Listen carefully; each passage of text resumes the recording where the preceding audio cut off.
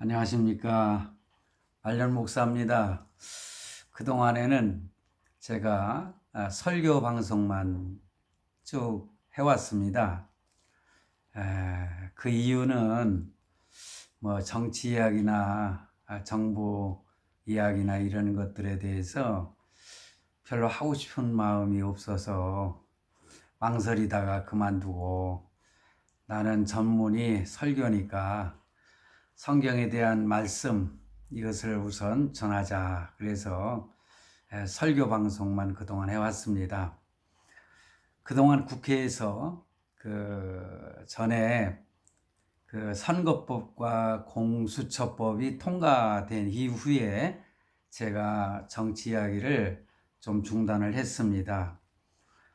그 이후에 이 한국당이나 더불어민주당, 국회의 모든 문제들 참 한심한 모습들을 보이다가, 이제는 그 두 가지 법안이 통과됨으로 인해서 좀 이렇게 정리가 되는가 했는데, 이제 총선 체제로 가면서 선거 준비하면서도 참 한국당이나 다들 보면은 참 우리 국민들이 생각하는 그런 모습을 보이지 못하는 것이 너무나 안타까워서, 오늘 제가 그래도 꼭 드리고 싶은 말씀이 있어서 제가 정치에 관한 그런 이야기를 방송을 하도록 하겠습니다.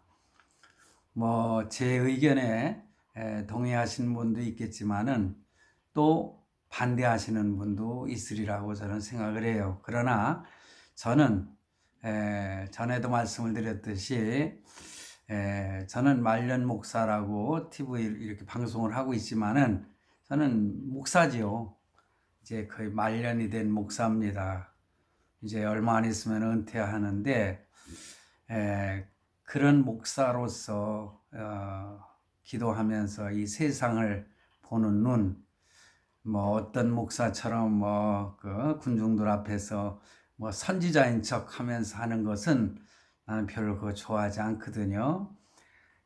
뭐 그래요. 때로는 하나님께서 선지자적인 그런 어떤 임무를 부여해서 하나님의 사역을 감당하도록 하는 부분도 있을 수 있습니다. 그런데 스스로 자기가 무슨 이 시대의 선지자인 것처럼 이렇게 말하는 거, 이거는 도저히 저 같은 목사로서 용납이 되지 않습니다.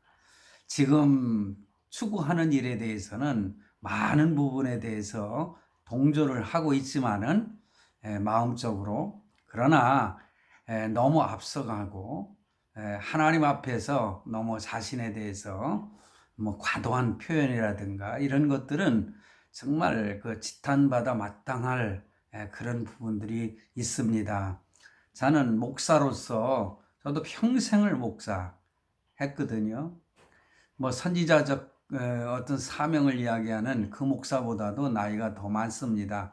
그만큼 이제 얼마 안 있으면 은퇴하는 목사이기 때문에, 그런 입장에서 같은 목사로서 정말 같은 사명감을 가지고 기도하면서 사역도 해왔고, 그렇지만은 그러나 하나님 말씀 앞에서 겸손해야 되고, 하나님 앞에서 참 겸손히 낮아져서 주어진 사역이 그러나 막중하지만은, 그러나 겸손한 입장에서 사도 바울처럼 다른 예수님의 12 제자들처럼 참 겸손하게 목숨을 내놓고 맡겨진 사명, 하나님께서 증인의 삶을 살라고 했는데 그 증인의 삶을 사는 그런 바른 자세를 가지고 언급을 하고 어떤 운동이든지 해야만이 그것이 하나님께서 함께 하시고 또한 인도하신다고 저는 믿는 것입니다. 어찌됐든 이것저것 보면은 정신들을 못 차리고 있어요. 뭐 당들이 얼마나 많이 생기는지 몰라요. 그런데 이제 얼마 남지 않은 총선이 있잖아요. 그 총선에 4월 총선에서 어떤 당을 찍어야 되는가, 여기에 대해서 굉장히 망설이시는 분들이 많이 있을 거라고 저는 생각을 해요. 더불어민주당을 찍을 것이냐, 아니면 자유한국당을 찍을 것이냐, 아니면 새롭게 만들어지는 당을 찍을 것이냐, 군소정당을 찍을 것이냐, 하여튼 망설임이 많이 있으실 겁니다. 저는요, 어떤 당을 찍어야 될 것인가, 이 나라가 어떻게 가야 될 것인가를 분별할 수 있는 한 부분을 저는 강력하게 여러분들에게 말씀을 드리고 싶은 겁니다. 여러분들께서는 그것에 대해서 판단을 잘 내리셔서 정말 선한 선택이 이루어짐으로 대한민국이 똑바로 갈 수 있는 자유민주주의 국가로서 헌법을 수호하고 자유시장 경제를 주도하면서 이 나라가 더 번성해 갈 수 있는 그런 나라가 되기를 간절히 바라는 그러한 소원을 가지고 오늘 여러분들에게 말씀을 드리고자 하는 것입니다. 지금 정부를 가리켜서 주사파 정부라고 그렇게 말들을 합니다. 여러분, 주사파 정부, 이게 뭘까요? 참 표현이 아주 적절합니다. 그래서 이 주사파에 대해서 어느 정도 알아야 주사파 정도가 무엇인가를 알 수가 있지 않겠습니까? 그래서 저는 이 주사파 정부라고 하는 의미를 우리가 바로 알고, 그래서 금년 총선에서 어느 당을 찍어야 될 것인가, 어느 정부로 가야 될 것인가에 대해서 여러분들의 현명한 판단에 의해서 결정할 수 있는 그런 국민이 됐으면 좋겠다. 저의 방송을 듣는 분들, 구독하신 분들이 그렇게 많지는 않습니다만은, 그러나 그 중에 한 분이라도 망설임이 있다면은 그분에게 바른 길을 이렇게 인도하고 싶은 마음에서 오늘 이런 시간을 갖습니다.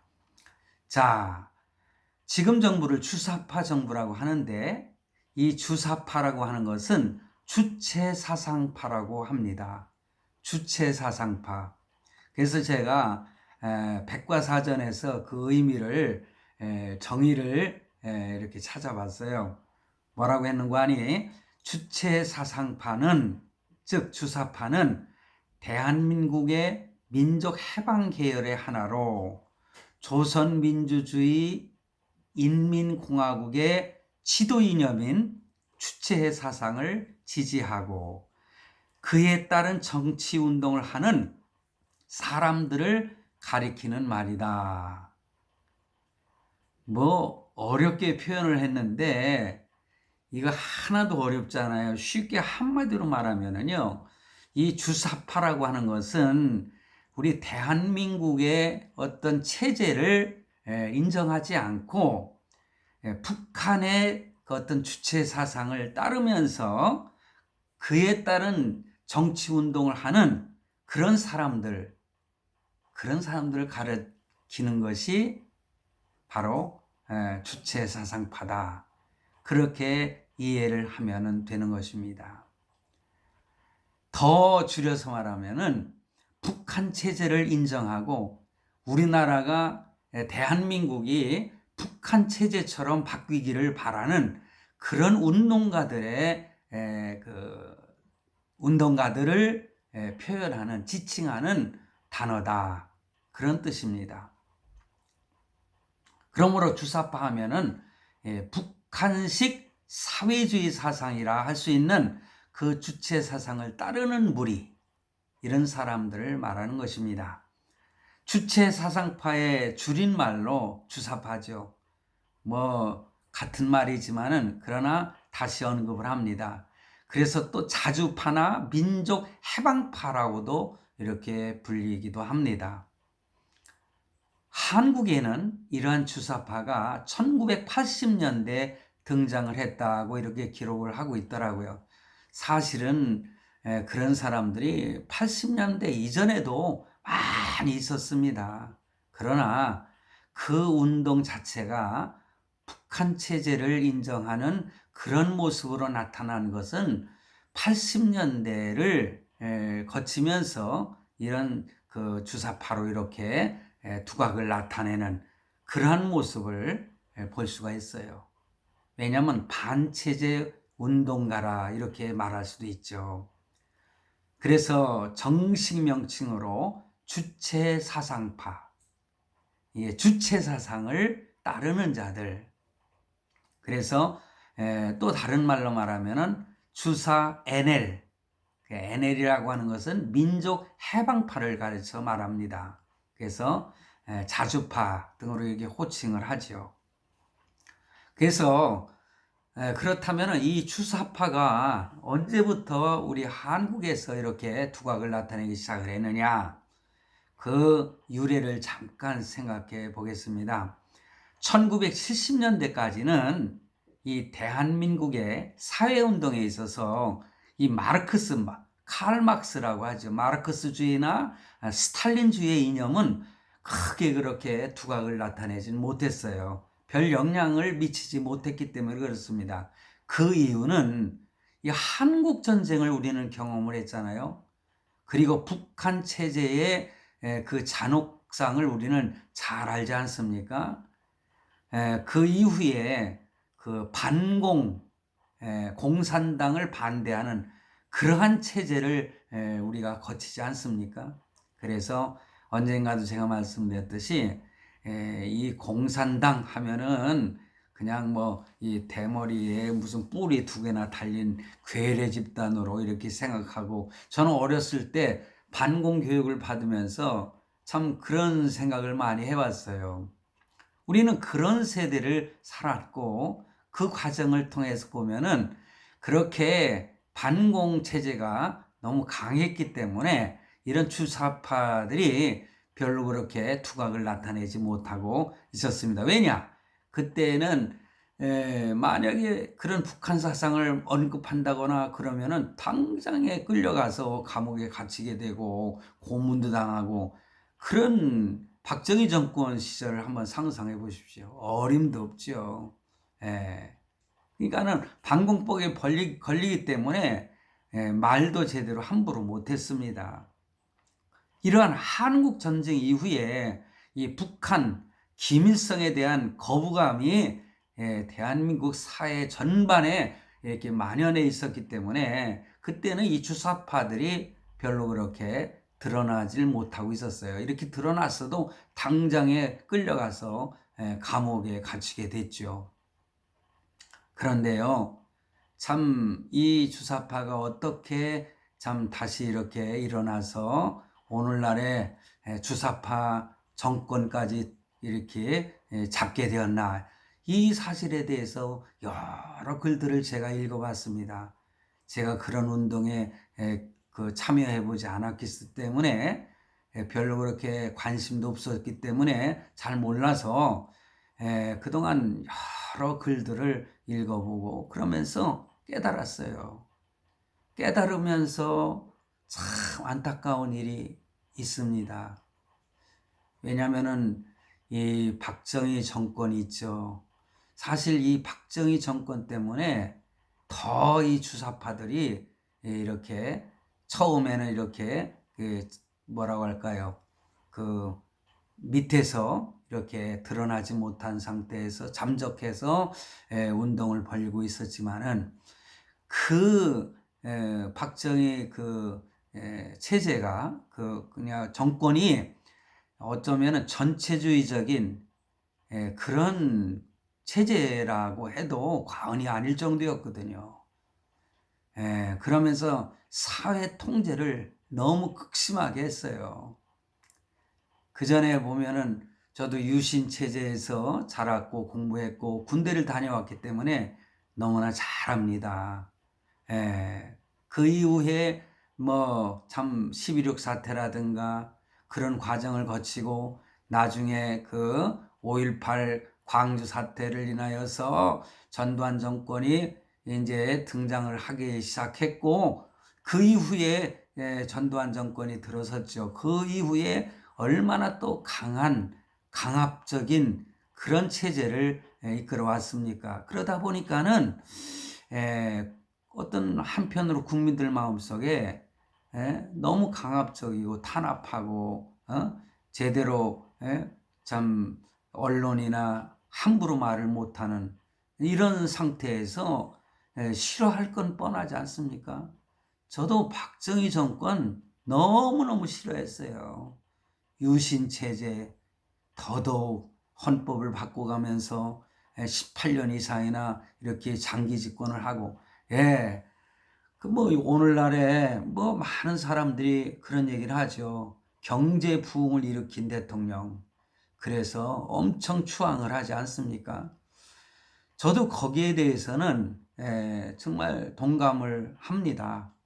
이 나라를 지금 이렇게라도 튼튼하게, 그 이후에 참 자유민주주의가 형성이 되면서 발전해 오는 과정, 그래도 그런 그 체제를 거치면서도 자유민주주의 체제를 이제 고수하게 되고, 또 미국과의 동맹 관계를 그대로 유지하면서 정권이 참 국민들을 탄압하고 막 이런 정말 험난한 세월도 우리가 살았지만은, 그러나 그 미국과의 관계 속에서 미국과의 동맹이 흐트러지지 않았다는 건 천만다행이라고 저는 생각을 하거든요. 그래서 이 자유민주주의 체제와 그 자유우방 미국에 대해서 너무나 그 정권이 전두환이나 박정희나 이때 그 참 군사정권이라고 했지 않습니까? 너무나 탄압하고 하니까는 그런 자유민주주의 체제라든가 자유우방 미국에 대해서 별로 확신과 신뢰가 흔들리게 됐다는 거죠. 그러다 보니까는 대학가를 중심으로 1980년대부터 다시 마르크스주의를 학습하는 정치운동 세력들이 생겨나게 됐다. 그래서 이러한 분위기 속에서 주체 사상도 유입이 됐다. 그런 기록이 있더라고요. 근데 그 얘기를 읽어보면서 그거 참 맞는 얘기를 하고 있구나. 그렇다고 해서 제가 거기에 그 사상을 동조하는 것은 절대로 아닙니다. 저는 자유민주주의를 거부하는 세력들은 나도 절대로 거부를 하거든요. 왜냐? 나는 기독교인이고 그리고 목사이기 때문에 공산주의와 사회주의 이 체제는 절대로 기독교와 하나가 될 수가 없고 같이 공존할 수가 없는 체제이기 때문에 저는 절대적으로 반대를 합니다. 저는 믿음의 선배들, 많은 목사님들이 참 이런 그런 체제 아래서 참 순교도 하고 목숨도 잃고 했는데, 저도 지금도 마찬가지예요. 만약에 저에게 그런 것을 강요한다면은 나는 목숨 걸고라도 나는 싸울 마음의 준비가 되어 있습니다. 그래서 이런 참 사상이 그 독재가 결국은 이런 주체 사상이나 이런 주사파들의 그 어떤 그 씨앗이 뿌려지기 시작한 것이 아닌가, 저는 그렇게 생각을 해요. 그 어떤 기록에 보니까는 1985년에 발표된 김용환의 강철서신이라고 하는 것이 내용을 통해서 주체 사상이 학생운동 세력에 퍼지게 됐다. 그것이 결정적인 계기를 마련했다.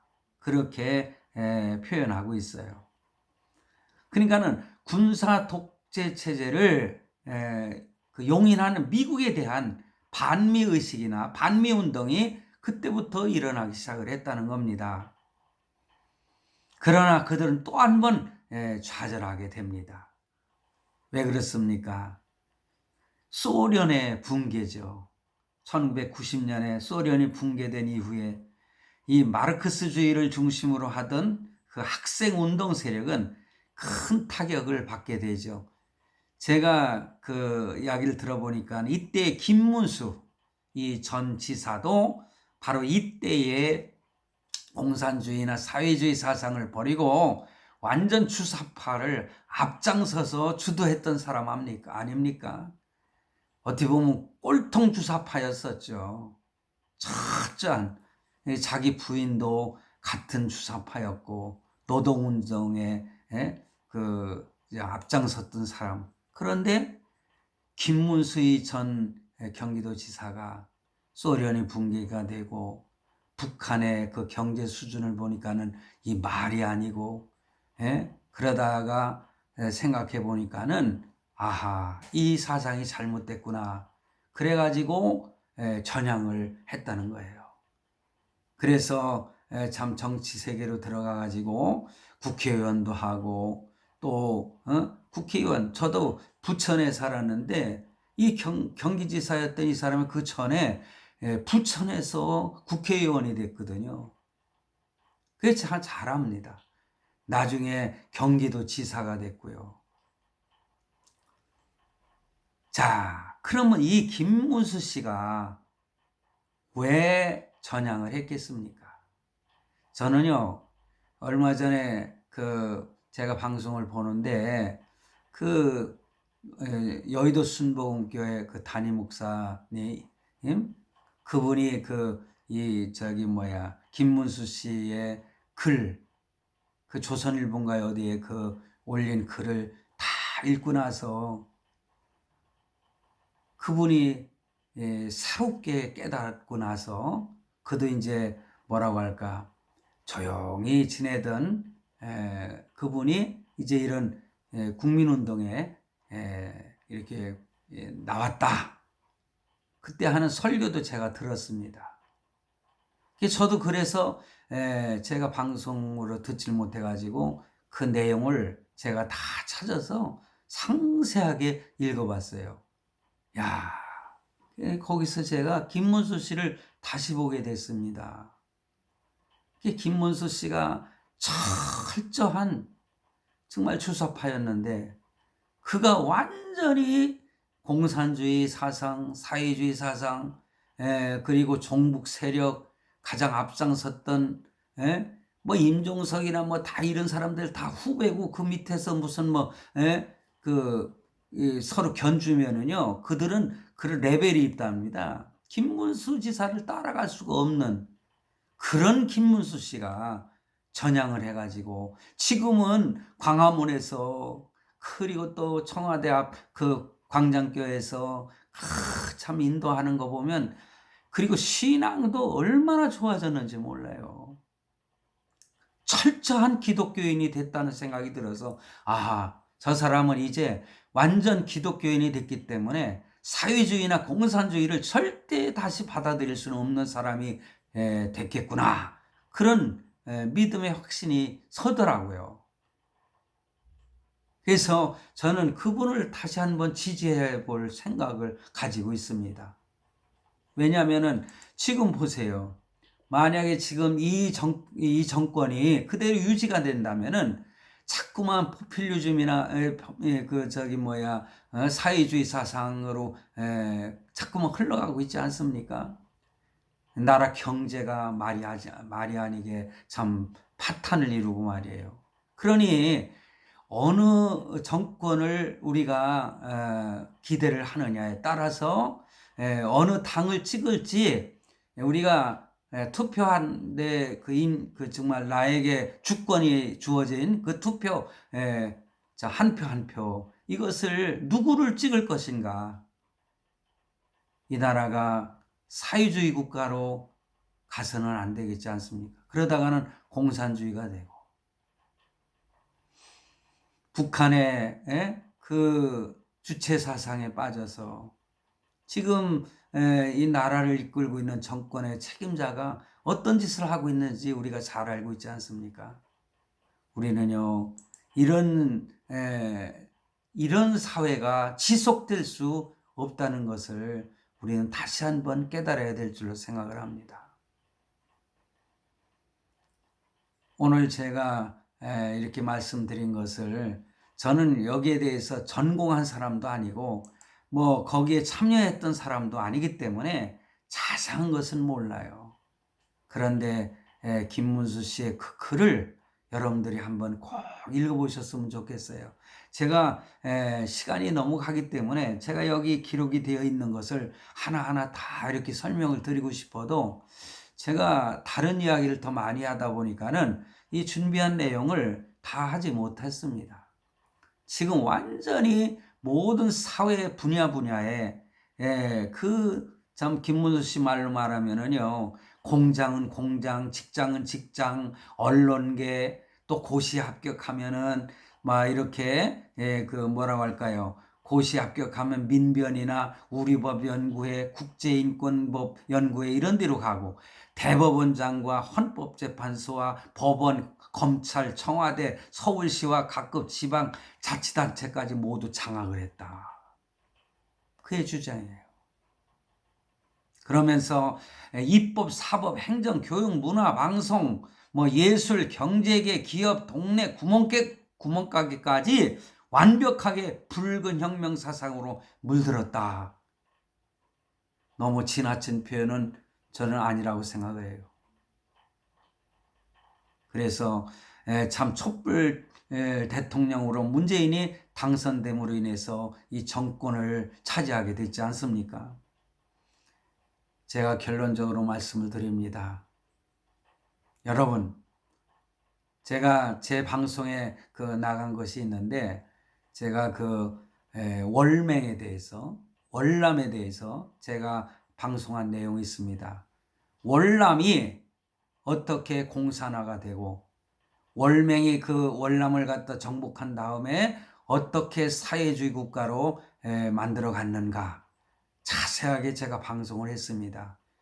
여러분 그 방송을 다시 한번 들어주시면 감사하겠습니다. 그래서 이제 4월 총선에 어느 당을 찍을 것인가, 어떤 사람을 찍을 것인가, 여러분들 마음속에 결정을 내리셨으면 좋겠습니다.